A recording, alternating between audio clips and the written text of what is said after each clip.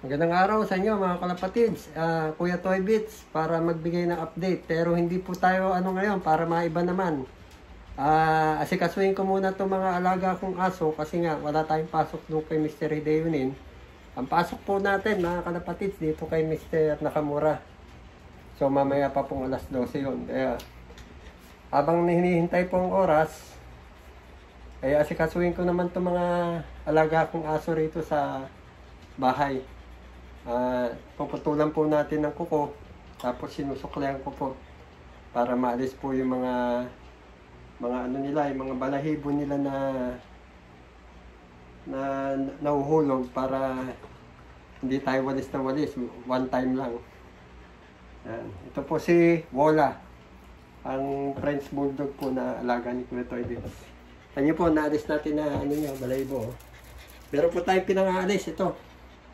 Parang razor, yung inner na kanyang balahibo na naalis po. Tingnan, papakita ko po sa inyo.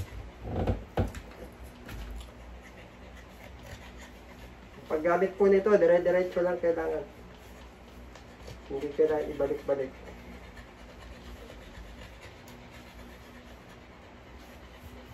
Ayan o. So, pag pinindot nyo ito nasa ibabaw, mahuhulog po yan. Yan. Yan. Yan po ang ginagawa natin ngayong araw na to. Tapos yung mga natitira sa sinusuklay natin. Ng brass. Paminsan-minsan lang kasi sila maasikaso dahil nga sa mga kalapate. Kaya pagpasensyahan nyo na nga pala mga kalapatids, medyo matagal tayo nag-upload.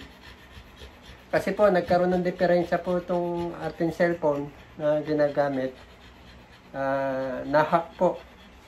Kaya inaayos pa namin. Kaya ito sigurong video ko na to, hindi pa kagad ma-upload dahil nga hindi pa po naayos itong cellphone. Pati po yung mga video ko na mga update ko po sa inyo sa kalapate ay hindi pa po na i-upload po kasi dahil nga po dito sa ating cellphone nagloko. Ito ngayon, aso tayo muna. Andito tayo sa bahay. So, yung mga ibang kaganapan po ni Kuya Toy Bits, pinapakita ko po sa inyo. Ano? Itong ason to, magdamag na naka-electric fan kasi nga sa sobrang init, baka ma-heat stroke. Ibali nang gumastos ka sa kuryente sa ating electric fan, ay wag nang pumawala itong alaga natin. Mahirap pong ganitong flat nose dahil nga po mabilis silang ma-heat stroke. Kita nyo na, tululaway na. Ito naman ang ginagamit natin paggupit ng kuko. Haba na ng kuko. No?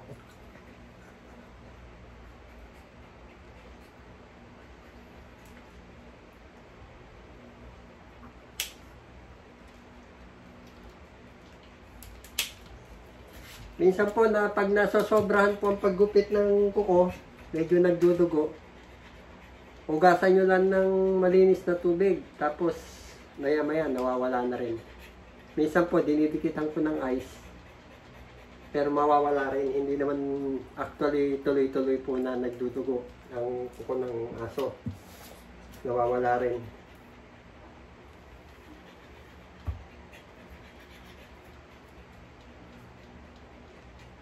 Ito pong French Bulldog na to, isa po siyang lalaki. Kaya magagamit natin sa Pilipinas sa pang stag service.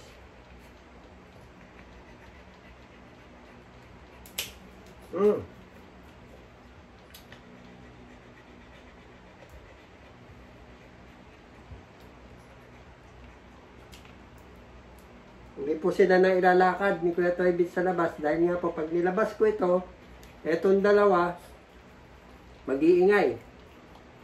Ngayon naman, pag nilabas mo naman itong dalawang chihuahua, ayaw naman maglakad. Ito, masipag maglakad to.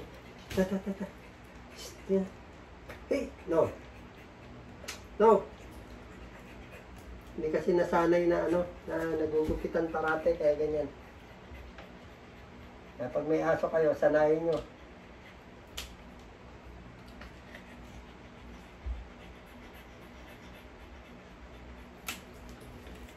Kabila. Mahal po ang ganitong aso rito. Maganda po ang ano nito, pedigree niya. Kaya napakagandang stag nito pag anyway. Ang depekto lang po nito, kaya nakamura po kami sa pagbili sa kanya. Medyo mahaba yung dila niya. Pero para sa akin okay lang dahil nga maganda yung kanyang pedigree.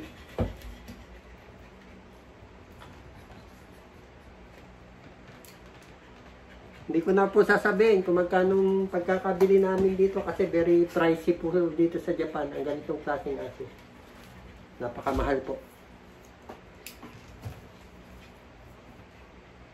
Snow, umayos ka. Umayos. Haba na kasi ng kuko kasi pag once na mahabang kuko, hindi normal po yung paglakad. Ayaw na naman. Hindi na likod.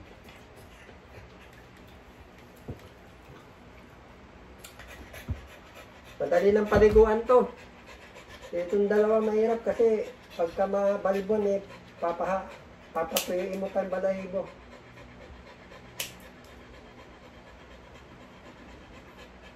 No.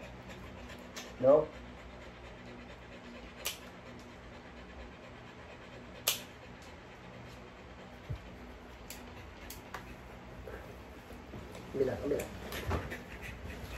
Puro na ako laway mo.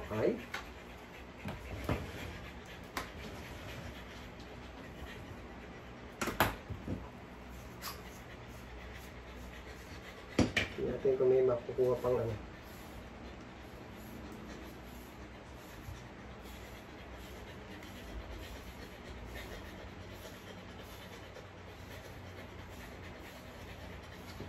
Meron pa oh.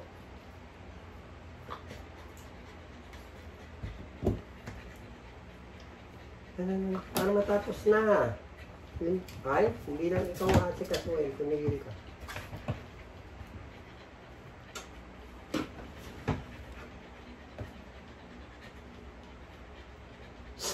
No.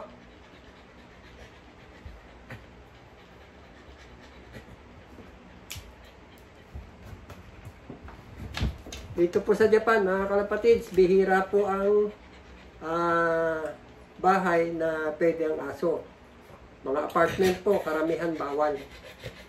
Kaya nga itong kinuha namin, miski lumang bahay, para lang dito sa mga alaga naming aso, ito na pong napili namin para, kasi dito hindi bawal. Okay lang. Pero sa mga apartment po, bawal. Kaya para matapos na.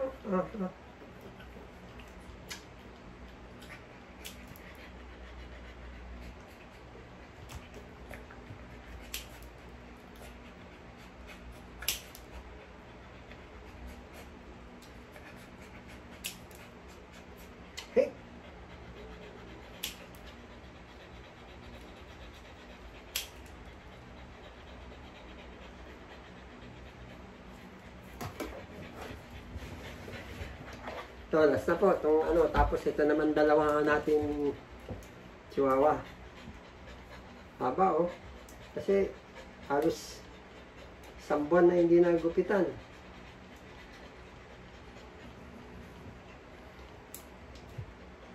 Ngayon po dito sa bahay, ginagawa po ni Kuya Toybits, inaayos po natin yung mga dinadala ko po yung notebook na mga listahan sa Kalapate para inaayos ko na po rito sa bahay.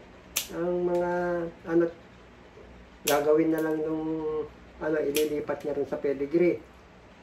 Como nga si Amo, nasa ospital pa rin ngayon mga Kalapatids. 2 weeks po siya sa ospital. Sana naman hindi siya na opera. Kasi ang bypass po rito, dito lang sa pulso. Hihiwain po sa pulso, tapos papasukan po ng, pinapasok po sila hanggang puso. 3 beses na po siya na ganon. Pero sa ngayon kasi, nung last week, Magpapacheck up lang po sana siya.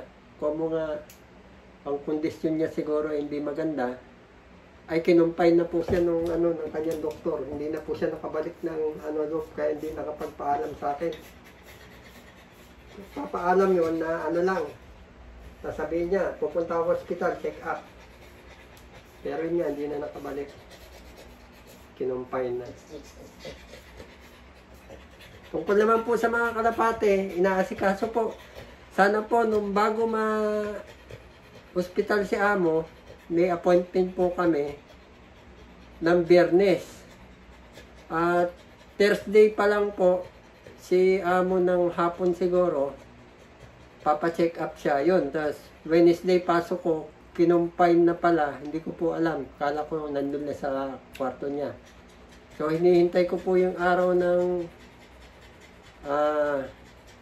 Wednesday, Thursday. Sabi ko bukas, lakad kami Amo rin sa opisina. Ayun pala, sinabi po sa akin nung asawa niya na si Amo po ay nakumpay. 2 linggo, kaya yun. Medyo naabala na naman ang paglalakad ng ating papers.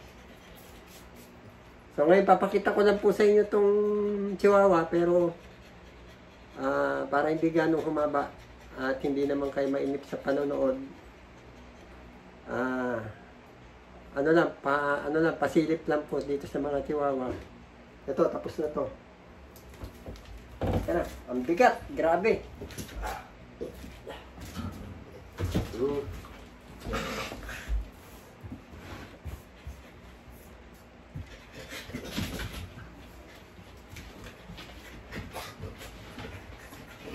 Ito po, ulit. Ito po, yung nanay nito, nandito, anak lang po ito. Siya po yung iniwan ko na anak, babae. At saka magandang size niya, maliit. Ito po yung chihuahua na very cute ang mukha niya. Pare-pare silang kulay ng magkakapatid. 4 po sila. 5 po sana, pero wala pong swerte yung isa. Kaya 4 pong natira. Ito pong chihuahua ko na yung pinakananay po nito. 3 beses na po na nanganak. Dito kasi po, kung hindi ka licensed na breeder, hindi ka pwedeng magpa-anak ng aso. Kung mga gusto kong subukan, kung magaling siya mag-anak, bago ko iuwi sa Pilipinas, yun nga, naghanap kami na mag-i-stag. Yun, nagkaroon siya ng anak. Ito, grabe ito. Pag pinaliguan mo kasi itong mga chihuahua, kailangan patuyuin mo pa.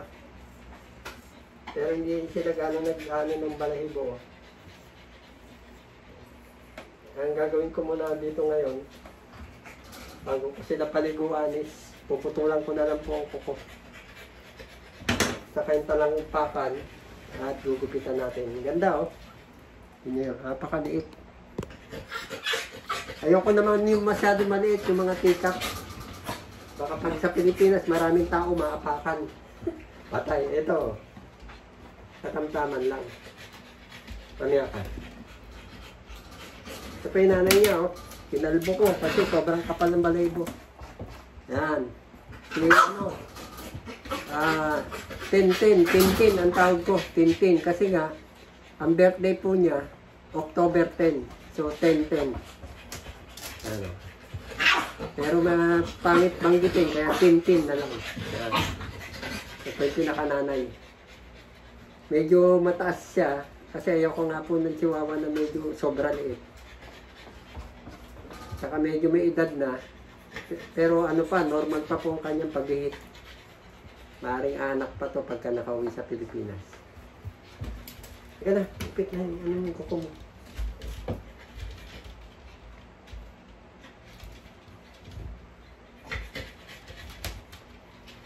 Ay, maiksi pa po pala.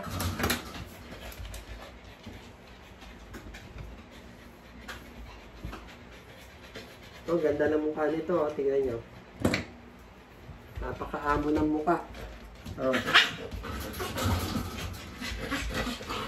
Sa ano ko na lang siguro papaliguan to mga to.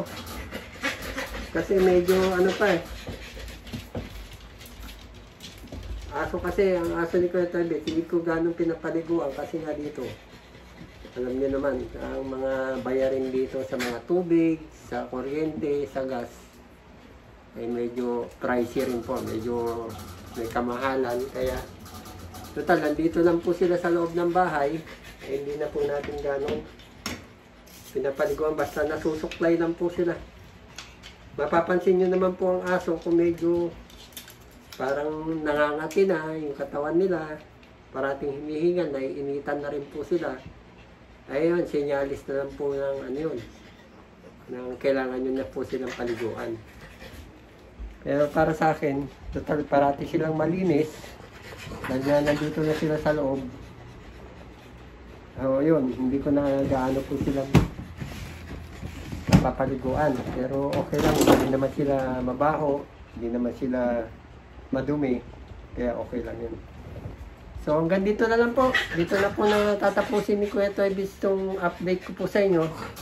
So para maiba lang po ang ating mapapanood nyo kay Kuya Toybits. Related naman sa mga hobby po ni Kuya Toybits, mga passion niya. So minsan nga po may pinapakita pa ako sa inyo na yung aking alagang isda, aking alagang rabbit dito po sa Japan.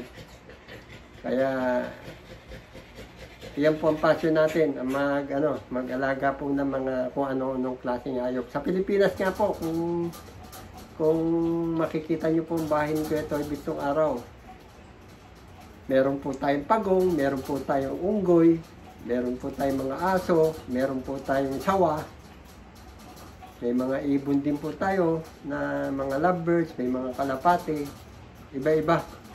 Kaya kapag may pumupunta sa bahay, kala nila mini zoo raw ang bahay. So wala tayong magagawa, talaga hilig po ni Kuya Toybits siya. Bata pa po ako. Siguro sa 3 years old, 2 years old, meron akong picture, may hawak na po akong manok. Kasi mahilig din po ako sa manok nung araw bago po ako kalapate. Yung mga uncle ko pa kasi, mga kapatid po, mga pinsan ng nanay ko, at saka mga kapatid, ay mga kapatid niya, nag-aalaga po ng manok. Kaya ayun, siyempre sila po nag-influensya po sa akin para mahilig din po sa mga mag-alaga. Pati po yung lolo kong hapon, nag-alaga po siya ng parrot na ang daming kulay. Nag-alaga siya ng mga aso, ng mga isda, mga koi, mga bonsai. So yun lang po, naikikwento ko lang po sa inyo kung saan po tayo na nag-umpisa na magkaroon po ng hilig sa mga alagain mga hayop. So hanggang dito na lang po. Inuulit ko po, pasensyahan nyo po dahil nahack po ang ating cellphone. Hindi ko po naayos hanggang ngayon. So pero nakakapag-video po tayo. So maraming po salamat sa tumatangkilik sa YouTube channel ni Kuya Toybits. Sana po huwag kayong magsasawa. Arigato po, bye!